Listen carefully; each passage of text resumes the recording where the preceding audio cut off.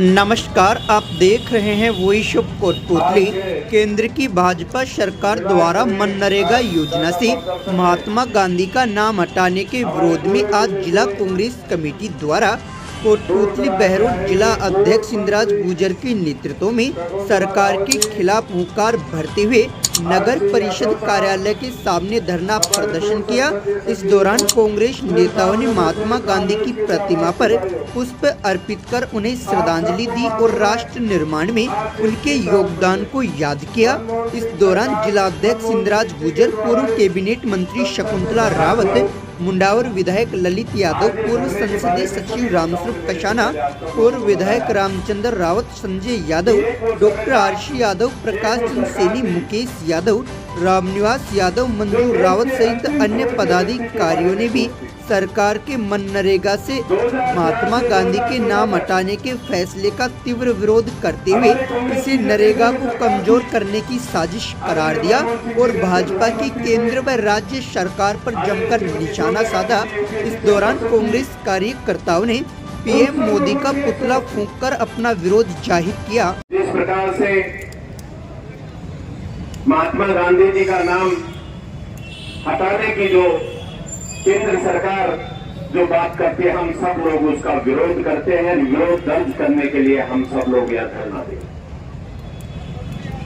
इसके साथ साथ हम जितने भी जो लोग कांग्रेस के सिपाही यहां बैठे हुए हैं, मैं आप सबसे एक अनुरोध करना चाहूंगा कि जिस प्रकार की इस कोटपुतली बहरोड जिले के अंदर जो आमजन को जो परेशानियां है, और जब आमजन को परेशानियां हो और आमजन अगर किसी की तरफ ध्यान लगाकर देखता है तो ये सोचता है कांग्रेस पार्टी के कार्यकर्ता, कांग्रेस पार्टी के नेता हमारी आवाज सुनेंगे और हम सबको उस समस्या से निजात दिलाएंगे। साथियों, अभी कल ही की बात है कि जिस प्रकार से कोटपुतली बहरोड जिले के अंदर हमारे यहाँ ग्रासिम फैक्ट्री में काफी दिनों से जो धरना प्रदर्शन चल रहा था और चोट से जीतने के बावजूद भी यहाँ का प्रशासन जिस प्रकार से माफियाओं के चंगुल में आकर उन बेगुनाह लोगों को जब बंद करने की बात करते हैं तो उनका विरोध अगर कोई करेगा तो कांग्रेस पार्टी का कार्यकर्ता करेगा, कांग्रेस पार्टी के वो सभी सिपाही करेंगे। हम सब लोग मिलकर वो लड़ाई लड़ेंगे। आज चाहे किसान जब खेत में पानी देने के लिए जाता है तो सबसे पहले वो देखता है कि मुझे खाद मिला या नहीं मिला, लेकिन जब खाद नहीं मिलता, इन सब परेशानियों से जूझता हुआ किसान जब घर जाता है तो उसको बिजली नहीं मिलती। ऐसी ऐसी समस्याएं, और उन सब समस्याओं के लिए हम सब कार्यकर्ताओं का ये हम सब का एक जो हम सब लोग मिलकर इन समस्याओं से कैसे निजात दिलाए।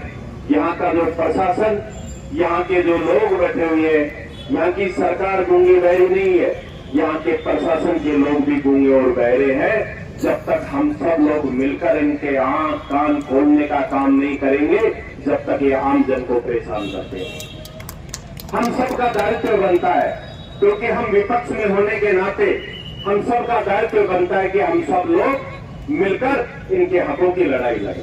साथियों, ये बात सही है कि जिस प्रकार से केंद्र सरकार ने महात्मा गांधी जी का नाम हटाने की बात की, उसी प्रकार आए दिन ब्लॉक स्तर पर गांव में ये लोग सिर्फ अगर कोई काम कर रहे हैं तो भाई से भाई को लड़ाने का, एक दूसरे से ऊपर किस प्रकार का जो काम इस कोटपुतली बहरोड जिले में देखने को मिल रहा है, हम समझते हैं कि उसके लिए मैंने पहले भी कहा था, आज भी कहना चाहूंगा, ये समय है कि हम सब लोग जागरूक हो और प्रत्येक व्यक्ति की आवाज को समझे।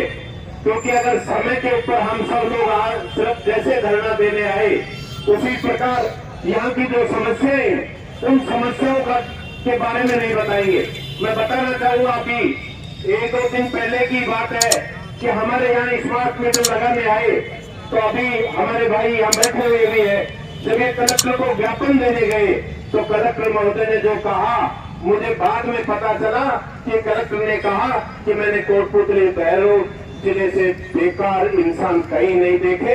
ऐसे कलेक्टर का हम सब लोग विरोध करते हैं और आने वाले समय में इस कलेक्ट्री का घेराव भी करेंगे ताकि उनको पता चले कि जिस जगह पर वो बैठे हुए हैं उन्हीं के लोगों के बारे में अगर ऐसी बातें बोलते हैं तो मैं समझता हूं कि इससे बड़ी विडंबना हमारे लिए हो नहीं सकती।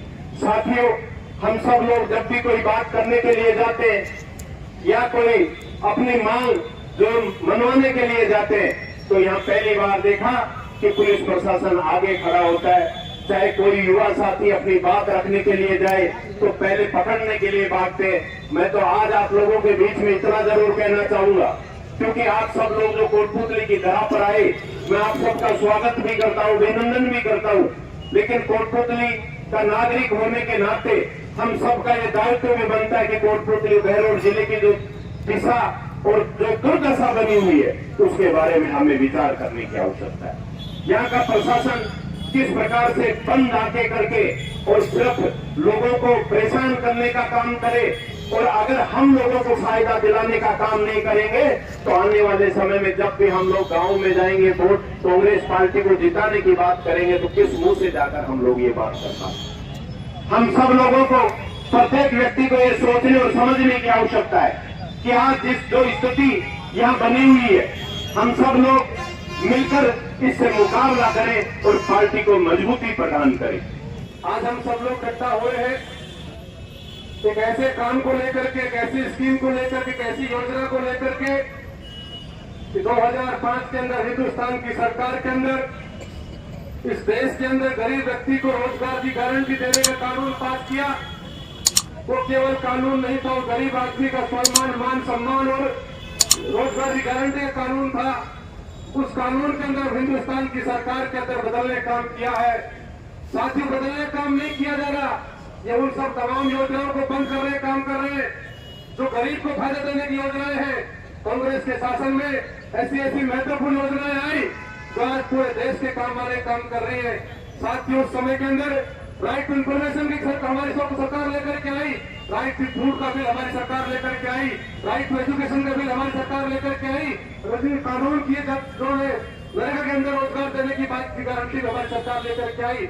लेकिन साथियों, इन लोगों ने केवल पिछले 11 सालों के अंदर कोई काम किया है तो केवल योजनाओं को बदलने काम किया है, गरीब को फायदा देने काम भी किया।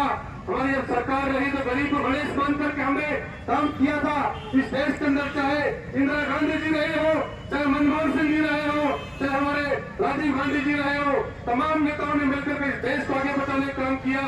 और पिछले 11 सालों से छोट के होलसेलर इस देश के प्रधानमंत्री नरेंद्र मोदी जी आने के बाद में इस देश की तमाम संस्थाओं को कमजोर करने का काम किया जा रहा है। इसलिए साथियों, हम सबको मिलकर के इस लड़ाई को मजबूत करना पड़ेगा।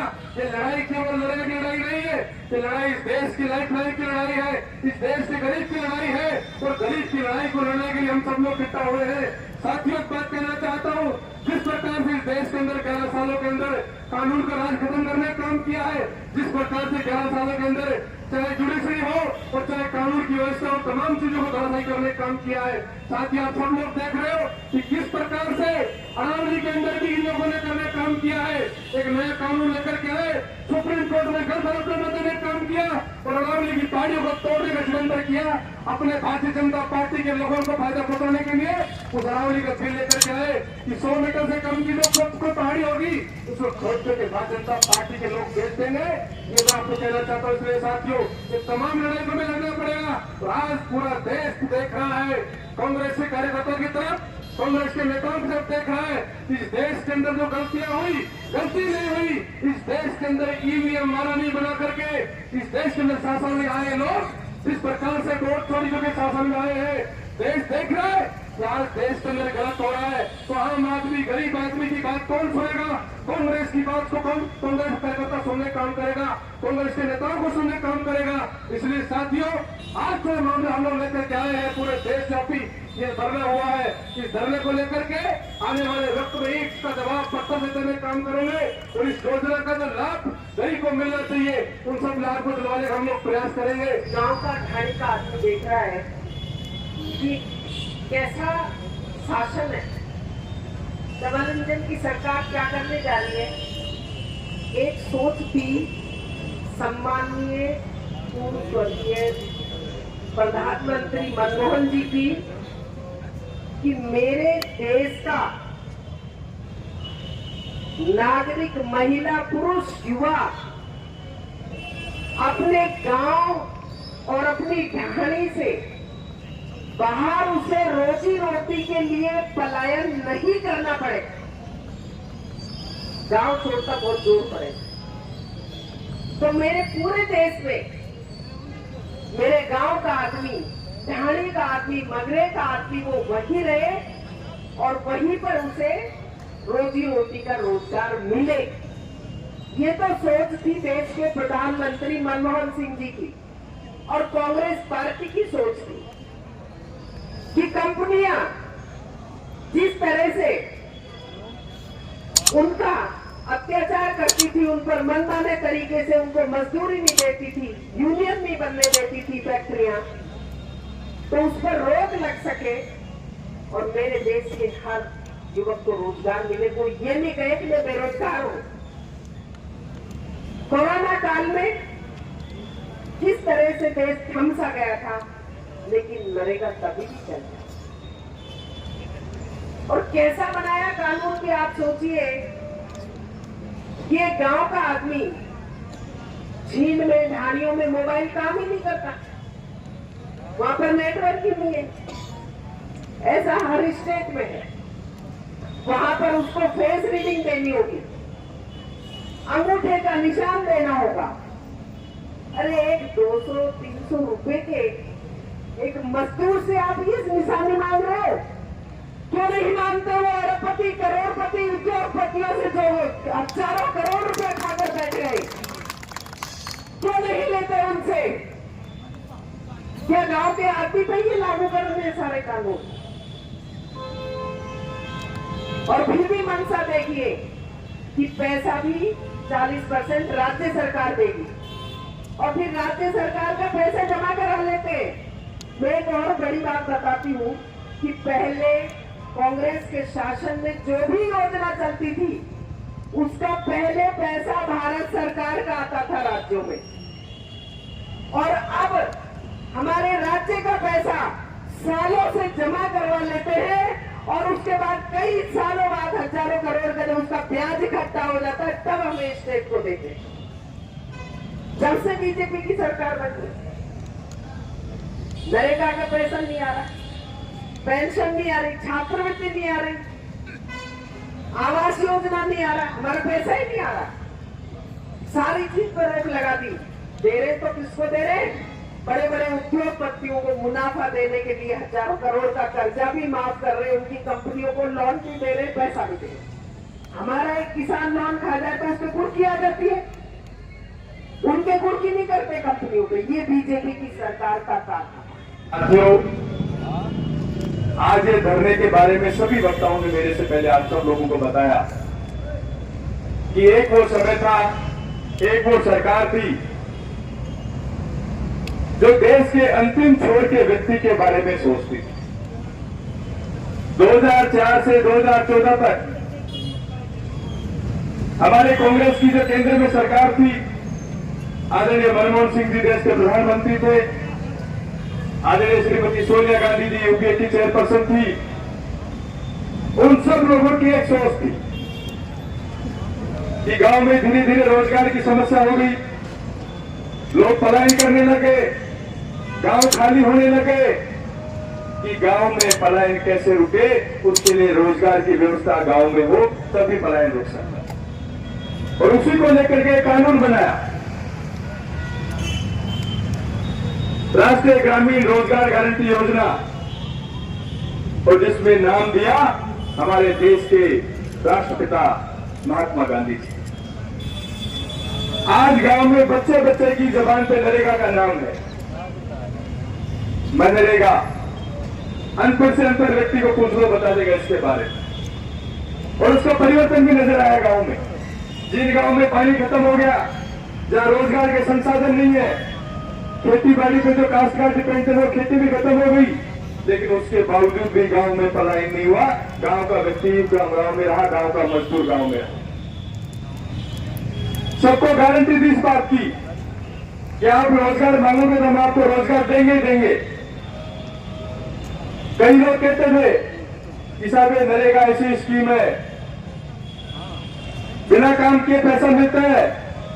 अरे जब अंबानी अडानी जैसों को लाखों हजारों करोड़ बिना काम के दे देते हैं, तो हमारे मजदूर ने अगर 200 रुपए ले भी लिए तो कौन सा गुना कर दिया बताओ। उनको तो हजारों करोड़ दे दोगे बिना मांगे, उनके लोन भी माफ कर दोगे। अरे मजदूर ने अगर 2-5 बरात डाल के अगर 200 रुपए ले लिए तो कौन सा गुना कर दिया उसने। वो हमारे जैसे परिवार का आदमी है, हमारे परिवारों के लोग हैं, हमारे गांव ढाणी के लोग हैं, मेहनत मजदूरी करके अपने बच्चों का पेट पालन करते हैं। आज उनके पेट पे लात मारने का काम भी सरकार ने किया। क्या जरूरत पड़ेगी थी इनको मनरेगा का योजना को बदलने की, नाम को बदलने की? आप नई स्कीम लेकर के आते। केंद्र सरकार ग्रामीण लेके आई थी, हमारी जब पिछली सरकार थी कांग्रेस की, शकुंतला जी मंत्री थी, हमारी सरकार में शहरी रोजगार गारंटी योजना भी लेकर के शहरों में नगर पालिका में नरेगा की स्कीम चलाई, काफी लोगों को रोजगार मिलता था। ये नई स्कीम कोई नहीं ला रहे। जो हमारी स्कीम या तो उनको बदल रहे हैं या बंद कर रहे हैं या उनका नाम बदल रहे हैं। अगर अभी तक आपने चैनल को सब्सक्राइब नहीं किया है तो चैनल को लाइक, शेयर व सब्सक्राइब अवश्य करें। जिले की तमाम छोटी बड़ी खबरों को जानने के लिए बने रहे वॉइस ऑफ कोटपुतली के साथ। बालाजी फिनसर्व, जहां मिलती है आपको वाहन बीमा, स्वास्थ्य बीमा, म्यूचुअल फंड, जीवन बीमा, फाइनेंस, साधारण बीमे की सभी सुविधाएं। कार्यालय बानसूर महाविद्यालय के पास, बाईपास रोड बानसूर। मुख्य कार्यालय लाल कोठी कोटपुतली। अधिक जानकारी के लिए संपर्क करें 8302367656।